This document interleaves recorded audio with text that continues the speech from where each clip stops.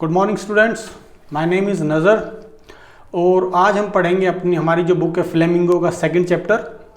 Second chapter का नाम है लॉस्ट स्प्रिंग।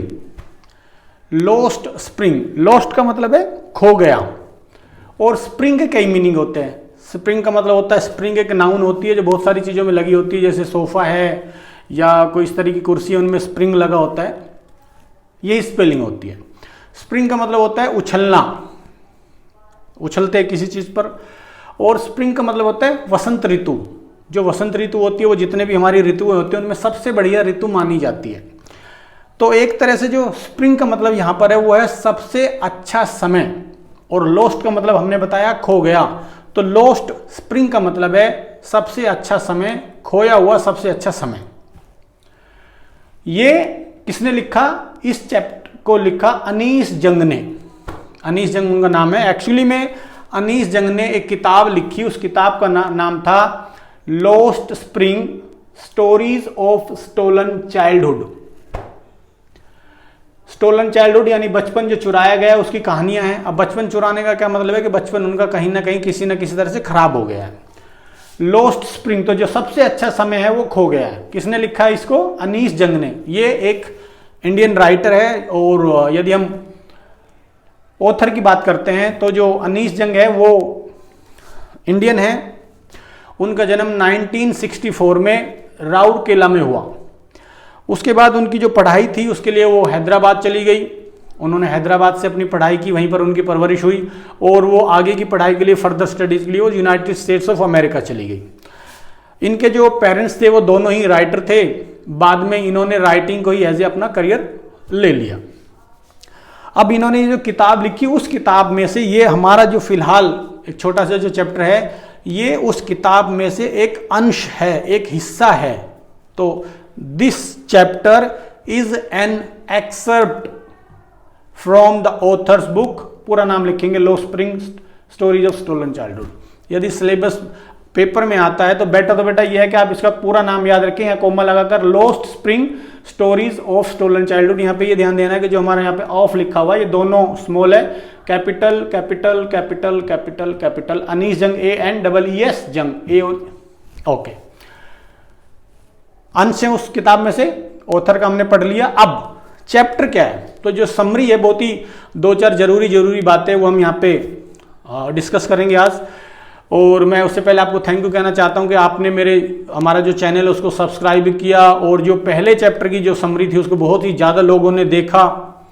तो मैं चाहूँगा इसको भी देखें, और जो पहली बार इस वीडियो को देख रहे हैं, इस चैनल पर पहली बार आए हैं, वो हमारे चैनल को सब्सक्राइब करें, लाइक करें, शेयर करें, कोई इश्यू हो तो कमेंट करें। ओके, सो इस चैप्टर में एक लड़का है, बच्चा है, उसका नाम है साहिब। वो एक कूड़ा उठाने वाला है। जो कूड़ा है कहीं पर बिखरा होता है, उनमें से जो कूड़ा उठाने वाले होते हैं उस तरह का वो एक बच्चा है। उसका पूरा नाम है साहिब ए आलम।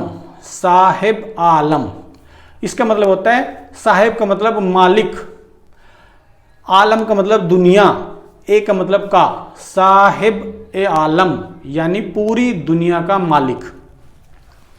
नाम क्या है? साहिब ए आलम, मतलब है पूरी दुनिया का मालिक।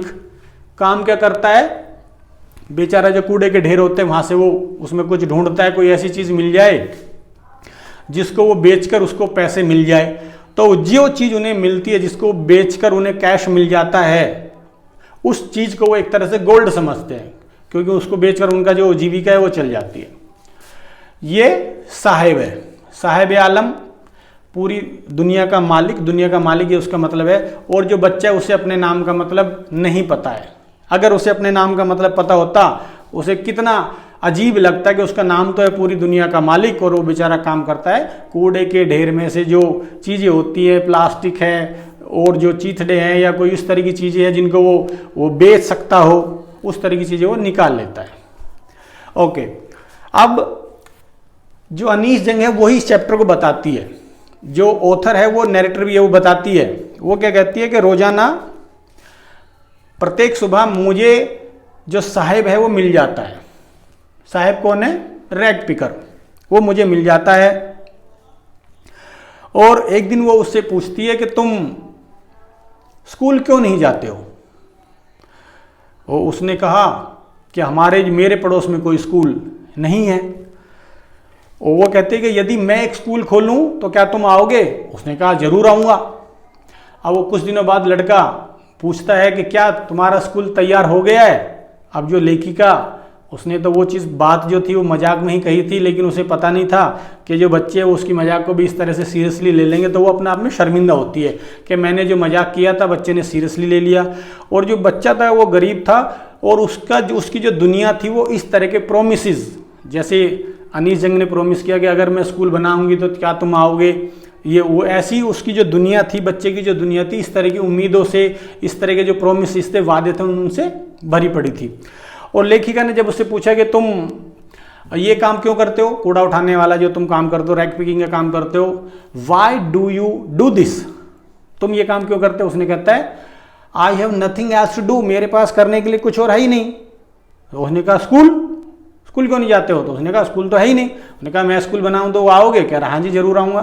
थोड़े दिन बाद वो पूछता स्कूल बना, तो उसको शर्मिंदगी महसूस होती है कि उसने मजाक कहा था, उस तरह का मजाक उसे नहीं करना चाहिए था। अब साहिब जो है उसका क्या बैकग्राउंड है? जो साहिब का परिवार है वो पहले बांग्लादेश की जो राजधानी है ढाका, वहाँ पर रहता था। उनके हरे भरे खेत थे, वहाँ पर नदियाँ भी थी, और वहाँ पर एक तूफान आया और उनका जो खेत था, जो घर था, उस सबको बहाकर ले गया। ये जानकारी उसे अपनी मदर से मिली, क्योंकि वो तो शायद तब तक पैदा भी नहीं हुआ होगा और उसे इस तरह की कोई भी चीज़ अब उसकी मेमोरी में नहीं है।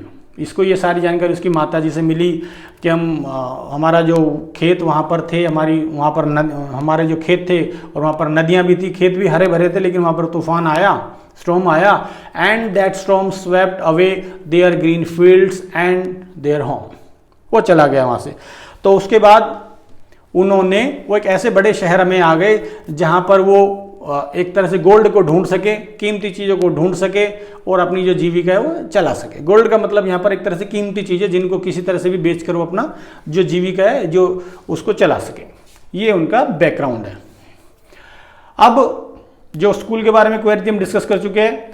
लेखिका उनको देखती है, पहले वो लेखिका सिर्फ साहिब आलम को जानती थी, फिर वो देखती है कि उसी तरह के और भी बच्चे हैं जो सुबह सुबह लेखिका को दिखाई देते थे। जैसे पक्षी सुबह सुबह एक झुंड होता है, जो पक्षी होते हैं वो चर्पिंग करते हैं सुबह और दोपहर के समय में वो गायब हो जाते हैं। उसी तरह से वो बच्चे भी उसको सुबह दिखाई देते थे और फिर बाद में दिखाई नहीं देते थे।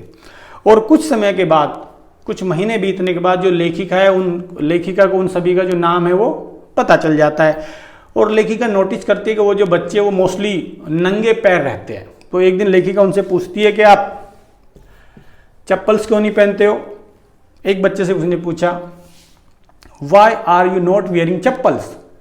तो जिस बच्चे से पूछा उसने जवाब नहीं दिया। जो दूसरा बच्चा उसके बराबर में खड़ा था,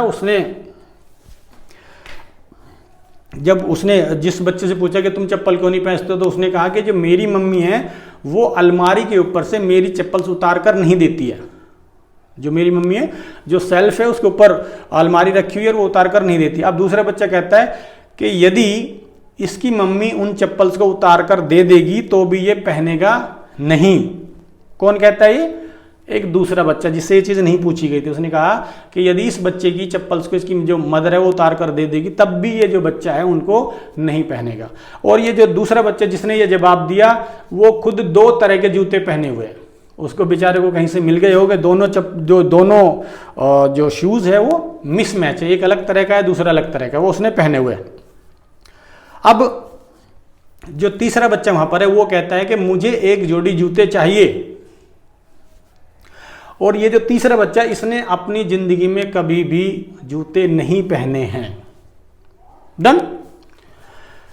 पहले बच्चे से पूछा जूते क्यों नहीं पहनते हो, चप्पल्स क्यों नहीं पहनते हो, तो उसने कहा कि मेरी मम्मी जी उन्हें अलमारी के ऊपर से उतार कर नहीं देती है। दूसरा बच्चा जिसने खुद दो अलग अलग तरह के मिसमैच जूते पहने हुए, वो कहता है पहले बच्चे के बारे में कि यदि इसकी मम्मी इसको जूते उतार कर भी दे देती है, चप्पल उतार कर भी दे देती है, तब भी ये नहीं पहनेगा।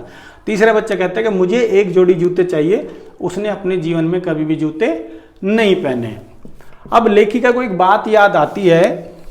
एक शहर है उदुपी, चैप्टर में आता है ये। और हालांकि मैं आपको बता देता हूँ जो उदुपी है वो कर्नाटका में है। बहुत ही अच्छा शहर है ये, लेकिन हमें ये लिखने की जरूरत नहीं है कि ये कर्नाटक में। हम तो ये कहेंगे कि जो लेखिका ने चैप्टर में बताया। लेखिका को एक घटना याद आती है कि एक व्यक्ति जो उदुपी से था, कहाँ से था? उदुपी से। उसने बताया था लेखिका को कि जब वो एक छोटा बच्चा था, उदुपी में रहता था, और वो जो स्टोरी, जिसने ये स्टोरी बताई, अपनी बात बताई, उसने कहा कि मैं एक छोटा बच्चा था और मेरे पिताजी एक मंदिर में पुजारी थे। मैं मंदिर में जाता था और प्रार्थना करता कि मुझे एक जोड़ी जूते, भगवान मुझे एक जोड़ी जूते दे दे। जब भी वो जाता था थोड़ी देर मूर्ति के सामने रुकता था, प्रार्थना करता था कि भगवान मुझे एक जोड़ी जो चप्पल से या जूते वो मिल जाए। अब लेखिका बताती है कि मुझे उदुपी जाने का मौका मिला काफ़ी समय बाद, 30 साल के बाद।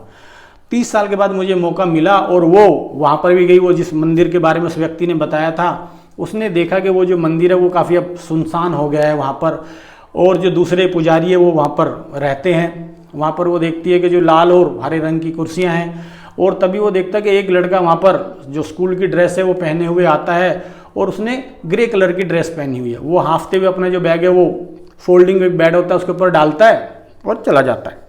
अब उसको याद आता है, वो लेखिका को याद आ गया कि उसने एक और बच्चे को ऐसा देखा था जिसने वहाँ पर ये प्रार्थना की थी कि मुझे जूते मिल गए हैं, भगवान कभी ऐसा मत करना कि मेरे जूते खो जाए।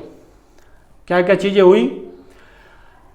एक व्यक्ति जो उदुपी से था, उसने लेखिका को बताया कि जब वह छोटा बच्चा था तो उसके पापा जी उदुपी में एक मंदिर में पुजारी थे, और वो स्कूल जाने से पहले मंदिर में वहाँ पर रुकता था भगवान की मूर्ति के सामने और प्रार्थना करता था कि भगवान मुझे जूते या चप्पल दे दो। 30 साल बाद जब लेखिका को अवसर मिला वहाँ जाने का, तो उसने देखा वो जो मंदिर था, वो जो जगह थी वहाँ पर सुनसान थी। पुजारी थे वो दूसरे थे, वो पीछे की तरफ रहते थे, और वहाँ पर लाल हरे रंग की जो कुर्सियाँ थी। उसने देखा कि एक बच्चा जो पुजारी का बेटा था वो स्कूल से आया, उसने अपना बैग एक फोल्डिंग बेड पर डाला और वो चला गया।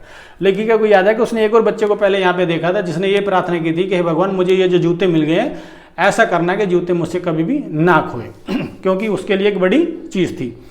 अब लेखिका को एक बार अवसर मिलता, क्योंकि वो सभी जो बच्चे थे, साहिब आलम और उसके जो दोस्त थे, वो सभी को जानने लग गई थी। तो एक बार ऐसे हुआ, she got a chance to go to Seemapuri. Seemapuri जाने का उसको अवसर मिला। जो सीमापुरी है वो दिल्ली के एक बाहरी क्षेत्र में एक जगह है, अभी भी, पहले भी थी, लेकिन वो कहती है कि ये जो लोग यहाँ पर आकर बसे, 10,000 लोग जो रैग पिकर्स यहाँ पर रहते हैं, उनकी जो फैमिलीज है, वो यहाँ पर 1971 में आकर बस गए और उन्होंने एक तरह से यहाँ पर कब्जा कर लिया। स्क्वेटर्स के रूप में वो यहाँ पर रहते थे।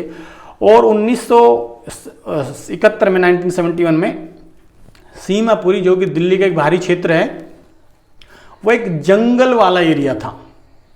फिर लेखिका बताती है कि वो जंगल वाला एरिया आज भी है, लेकिन अब वो खाली नहीं है। विल्डरनेस था, अभी भी विल्डरनेस है, लेकिन पहले वो खाली हुआ करता था, अब वो खाली नहीं है। क्यों नहीं है? कौन रहता है वहाँ पर? तो जो रैग पिकर्स है, उनकी जो फैमिलीज है, जो बांग्लादेश से आई, वो यहाँ पर रह रहे हैं। ठीक है, बैकग्राउंड हो गया सीमापुरी का। उनके जो घर है वो कैसे है? मिट्टी की दीवारें हैं, और जो छत है वहाँ पर उन्होंने टर्पोलिन, जैसे पॉलीथीन होती है, वो चीज़ें उन्होंने वहाँ पर डाली हुई है। गंदा पानी है वहाँ पर। ठीक है, और जो हालत है वहाँ की, बहुत ही दयनीय हालत वहाँ पर पाई जाती है। वो जो लोग हैं उन्होंने वहाँ पर किसी तरह से, क्योंकि इतने समय से रह रहे हैं, तो उनका जो नाम है, वहाँ के लोगों की जो वोटर लिस्ट है उसमें वो उनका नाम लिखवा लिया है उन्होंने, और उसकी वजह से फिर उनको राशन भी मिल जाता है। जो राशन कार्ड है वो उनके पास है, उनको राशन मिल जाता है। और वो कहते हैं कि हमारे लिए जो खाना है उसकी ज़्यादा कीमत है। कह रहा हम यहाँ पर है, हमें खाना मिल जाता है, लेकिन पहले जब हम ढाका में थे, बांग्लादेश में थे, हमारे खुद के हरे खेत थे, वहाँ पर नदियाँ भी थी, लेकिन क्योंकि हम उससे कुछ अनाज ही हमें नहीं मिल पाता था, तूफान आ जाते थे या बाढ़ आ जाती थी, उसकी बजाय बेटर ये है कि हम यहाँ पर है। एक औरत बताती है कि यदि हमें खाली पेट नहीं सोना पड़ता है तो ये सबसे बड़ा सुख है। और जो लोग हैं, जो बच्चे हैं वहाँ पर और जो बड़े लोग हैं, उनके लिए कूड़े के ढेर में से चीज़ को ढूंढना, इसके अलग अलग मीनिंग है। जो बड़े लोग हैं उनके लिए तो ये जीविका का साधन है, क्योंकि उन्हें कोई चीज़ ढूंढनी है तो फिर उन्हें अपना जीवन चलाना है। लेकिन बच्चों को तो ऐसा है कि उन्हें आज कोई चीज़ मिल जाती है बहुत ज़्यादा खुश होते हैं, वो कूड़े के ढेर को ऐसे ढूंढते हैं जैसे उन्हें पता नहीं क्या मिल जाएगा। उन्हें लगता है कि इसमें कुछ भी निकल सकता है, तो they are filled with excitement. उनमें बहुत ज़्यादा खुशी होती है कि आश्चर्य है, आज हो सकता है कुछ चांदी का सिक्का मिल जाए, कुछ और बढ़िया चीज़ मिल जाए।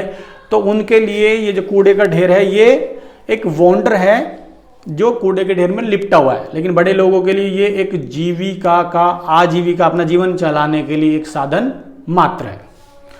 अब एक दिन लेखिका देखती है कि एक टेनिस क्लब है और उसमें चारों तरफ जालियां लगी हुई है, फेंस्ड गेट है उसका जो गेट है वो फेंस्ड है, यानी उसमें जालियां लगी हुई है। और जो साहब है उस गेट के बाहर खड़ा है, वो देख रहा है कि अंदर जो दो बच्चे हैं वो टेनिस खेल रहे हैं। तो जो अनीस जंग राइटर वो पूछती है कि तुम यहाँ पर क्या कर रहे हो, तो वो बताता है कि मुझे ये खेल बहुत ज़्यादा पसंद है। कौन सा खेल? टेनिस। और वो कहता है कि जब ये यहाँ पर कोई भी नहीं होता तो जो गेट कीपर है, जो वॉचमैन है, वो मुझे अंदर जाने देते हैं और मैं अपना अंदर से देख लेता हूँ। और उसने खुद ने भी टेनिस वाले जूते पहने हुए हैं। किसने? साहेब आलम ने। लेकिन वो जो जूते हैं वो ऐसे हैं, वो एक्चुअली में किसी अमीर बच्चे द्वारा पहनने से मना किए गए जूते हैं, क्योंकि उन दोनों जूतों में से एक में छेद है। तो अमीर बच्चे ने मना कर दिया, उसको बेचारे को कहीं पे मिल गए कूड़े के ढेर में, उसने उनको पहन लिया। और उसकी जो शर्ट है वो बिल्कुल अजीब तरह की है, और उसने नीचे एक निक्कर पहना हुआ, शॉर्ट पहना हुआ है, और जो शर्ट है वो उसके जो शॉर्ट है उससे मैच नहीं हो रही, और जो जूते वो भी हमने आपको बताया कि उसमें छेद है। और वो उस गेम को पसंद भी करता है। तो लेखिका कहती है, सोचती है कि ये जो गेम वो देख रहा है टेनिस, वो एक्चुअली में साहिब की पहुंच से बाहर है, क्योंकि बहुत ही महंगा गेम है। अब एक दिन वो बताती है कि एक सुबह उसको साहिब मिलता है। कहाँ जा रहा है वो जा रहा था मिल्क बूथ पर। मिल्क बूथ क्या होता है? जहाँ पर आप दूध लेने जाते हैं, जैसे शहरों में मदर डेयरी का कोई बूथ है या वीटा का मिल्क बूथ है, वहाँ पर वो दूध लेने जा रहा है। And he was carrying a steel canister. उसके पास एक स्टील का कोई बर्तन था, डब्बा या डोली जिसको हम कह देते हैं, उसमें वो दूध लेने जा रहा था। अब लेखिका उससे पूछती है कहाँ जा रहे हो, तो बताता है कि मैं मिल्क बूथ पर जा रहा हूँ, और अभी मैं रोड के पास जो एक चाय की दुकान है, टी स्टॉल, रोड के पास में वहाँ पर काम करता हूँ। वो इशारा करके बताता है, और वो कहता है I am paid 800 rupees plus all my meals. मुझे 800 रुपये दिए जाते हैं, और मेरा जितना भी जो खाना होता है, सुबह का, दोपहर का, शाम का, वो खाना भी मुझे दिया जाता है। अब वो लेखिका पूछती है कि क्या तुम खुश हो? तो उसका जो चेहरे पर जो केयर फ्री लुक, लापरवाही वाली जो लुक पहले थी, वो अब वहाँ पर मिसिंग है। क्यों? पहले वो अपना मालिक खुद था, वो अब उसके पीछे एक बैग होता था जिसमें वो कूड़ा उठाकर, जो भी प्लास्टिक वगैरह जो भी चीज़ें उठाता था वो उसमें डालता था, और वो मस्त था। लेकिन आज वो अपनी मर्जी का मालिक नहीं है। He is not his own master, now he is an employ. किसका? जो टी स्टॉल का ओनर है, उसका एक वो मालिक है। तो लेखिका कहती है कि उसका जो चेहरा है वो अपनी केयर फ्री जो लुक है उसको भूल चुका है। ये इसकी थोड़ी सी समरी है, और इसके फिर हम इस चैप्टर को बिल्कुल पढ़ेंगे। तो यदि आप इस चैनल पर पहली बार आए हैं तो आप इसको सब्सक्राइब करें, लाइक करें, कोई भी इशू है आप कमेंट में डालें। यदि आप चाहते हैं कि हम इसको इंग्लिश टू इंग्लिश पढ़ाएं तो वो भी आप इसमें बताएं। कोई भी अगर आपको इश्यू हो तो आप कमेंट्स में बता सकते हैं। चैनल को लाइक करें, सब्सक्राइब करें। Thank you, have a good day.